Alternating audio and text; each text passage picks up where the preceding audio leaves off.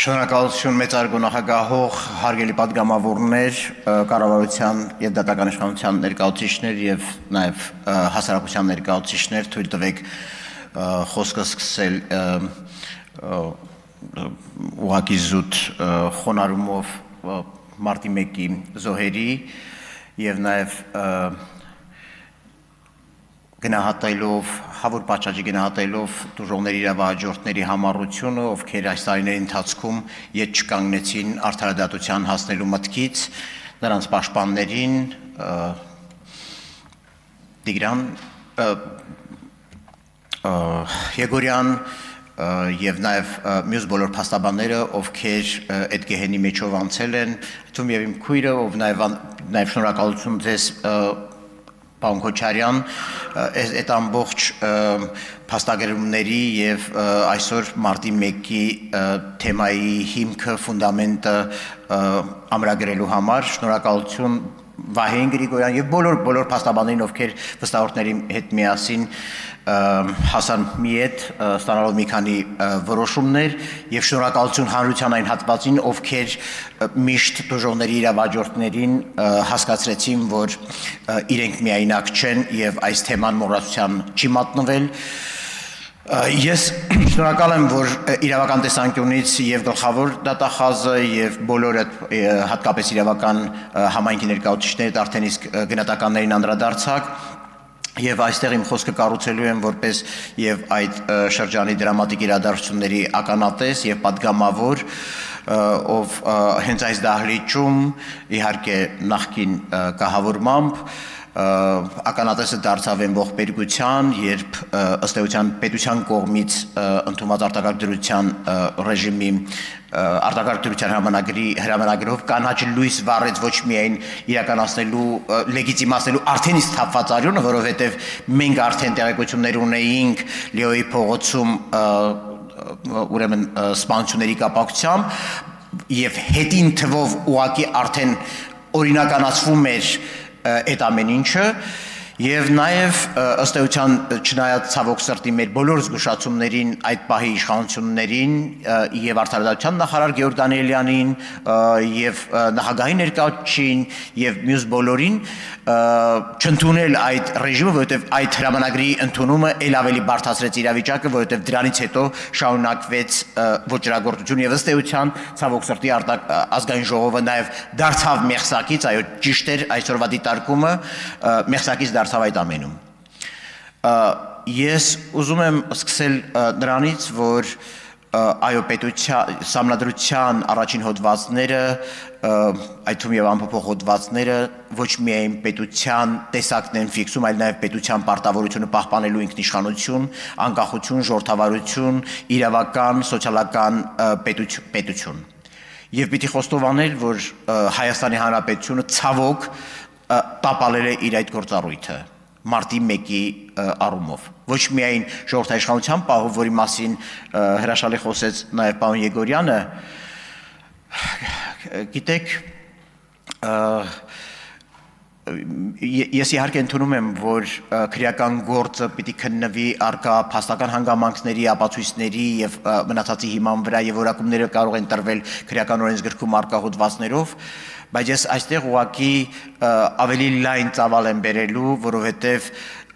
մարտի 1-ին իրականում գնդակահարվել է Երևանի փողոցում ոչ միայն Հայաստանի Հանրապետության քաղաքացին, այլ ժողովրդավարությունը։ Մենք երկու հանցագործություն ունենք։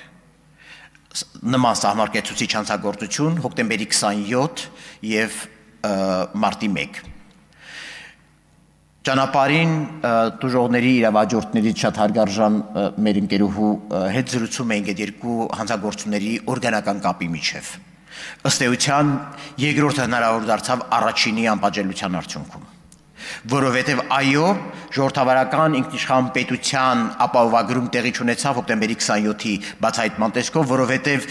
երկու հոդվածների թիրախներում էր ժողովրդավարություններ եւ ժողովրդաիշխանություններ եւ ինքնիշխանություններ, որովհետև ժողովրդավարությունը ինքնիշխանության ամենակարևոր մակարդակն է, երբ ժողովուրդը ինքն է որոշում։ Երկու հանցագործություններն էլ կատարվել են Հայաստանին եւ Հայաստանի ժողովրդին թույլ չտալու կայացնելու որոշում։ Ոչ իր օրինական ընտրված իշխանությունների միջոցով 99 թվականին իդեմս միասնություն դաշինքի, ոչ 2008 թվականին, երբ ժողովուրդը պահանջում էր ուղղակի ապահովել իր իրավունքը ձևավորելու իր իշխանությունը։ Եվ հետեւաբար, եթե նույնիսկ քրեական օրենսգրքում այդ հոդվածը կամ այդ սանկցիան չկա, բա ինչով ենք դատելու այս ծանրագույն հետևանքները, երբ այս հանցագործության թիրախներում եղել է կոնկրետ Հայաստանի Հանրապետության ժողովրդավարությունը, կոնկրետ ինքնիշխանությունը։ Այո, այդ հոդվածները կան իշխանության յուրացման, սահմանական կարգի տապալման հետ կապված, իդեպ մի շատ հետաքրքիր բան, երբ մարտի 1-ի երեկոյան մեզ հրավիրեցին եւ մենք թողեցինք Ֆրանսիայի դեսպանատան հարակից հրապարակը եւ եկանք այս դահլիճ նիստի, երբ կարդում էինք արտակարգ դրություն հայտարարելու հրամանագիրը, իմ աչքից չվրիպեց եւ պատահական չէր տիկին դատախազ, որ այդ հարցը ձեզ ուղղեցի եւ նաեւ պարոն Եգորյանին այդ ակնարկով եւ պարոն Քոչարյանը չափազանց մանրակրկիտ ու դետալային անդրադարձավ, պատահական չէր, որ աչքից զառնեց բանակի հետ, պաշտպանության նախարարության հետ փոխառնչության տողը, որտեղ տեսանելի էր, որ այն գործառույթները, որոնք պիտի իրականացներ ներքին գործերի նախարարությունը հասարակական կարգի հետ կապված, վերապահվում է բացարձակայել մարմնի եւ դրանք միայն կարող է իրականացնել համադրությամբ ներքին գործերի նախարարությունը, այն գործառույթները, որոնք չէր կարող պաշտպանության նախարարությունը իրականացնել, որովհետև համադրության եւ նախկին խմբագրումը եւ ներկա խմբագրումը, ինչպես պարոն Քոչարյանը նշեց, արգելում էր բանակի ներգրավում քաղաքական գործընթացներում, բայց գրքին այդ աղերսները կար, տեսանելի էր, որ եւ վերջո նաեւ այս քննված գործից եւ դրա ծավալներից, դրա հարյուրավոր հատորներից ակնհայտ չէ, որ հանցագործության պլանավորումը կամ իրականացումը չի կատարել միայն մարտի 1-ին կայացված մեկ որոշմամբ, դա ունեցել է իր վաղօրոք նախապատրաստության փուլը, ցավոք սրտի իր բոլոր արտացոլանքներով եւ Լեռնային Ղարաբաղում եւ Հայաստանի Հանրապետության զինված ուժերի այս ստորաբաժանումներում հոգեբանորեն կայուն այդ մարդկանց հավաքագրելու եւ Հայաստանի ժողովրդավարություն պահանջող ցուցարարների, խաղաղ ցուցարարների դեմ օգտագործելու առումով։ Ակնհայտ չէ, որ մարտի 1-ի հանցագործությունը ծավալի առումով ոչ միայն չի ավարտվում 10 անձանց 10 քաղաքացիների սպանությունով, ոչ միայն չի ավարտվում զուտ ուղղակի իրավական մասով, այլ նաև քաղաքական մասով, որի հետ այո սահմանագից դժվար է տանել, որովհետև այդ հանցագործության թիրախները եղել են քաղաքական թիրախներ, այնուամենայնիվ։ Երկինք իշխանությունը, ժողովրդավարությունը եւ պատահական չի, որ ես օգտագործում եմ ժողովրդավարության եւ ինքնիշխանության գնդակահարում Երևանի կենտրոնում, այն պարզ պատճառով, որ ժողովուրդը չպահանջի ժողովրդավարություն եւ ժողովուրդը չպահանջի ժողովրդաիշխանություն։ Դուք նկատել եք, որ Եվրոպայի խորհրդի խորհրդարանական վեաժողովի այդ տարիներին ընդունված բանաձևերը կոչվում էին ժողովրդավարական ինստիտուտների գործառնությունը Հայաստանի Հանրապետությունում։ Դա ակնարկ էր, որ ոչ միայն հետ ճգնաժամային փուլում ժողովրդավարությունը կաղում է, այլ որ այդ հանցագործությունը ինքը հենց ժողովրդավարության դեմ էր։ Ինքը ժողովրդավարության խոցելիությունն է մեծացրել։ Եվ այո, պարոն Քոչարյանի կոչը օգտագործելու այս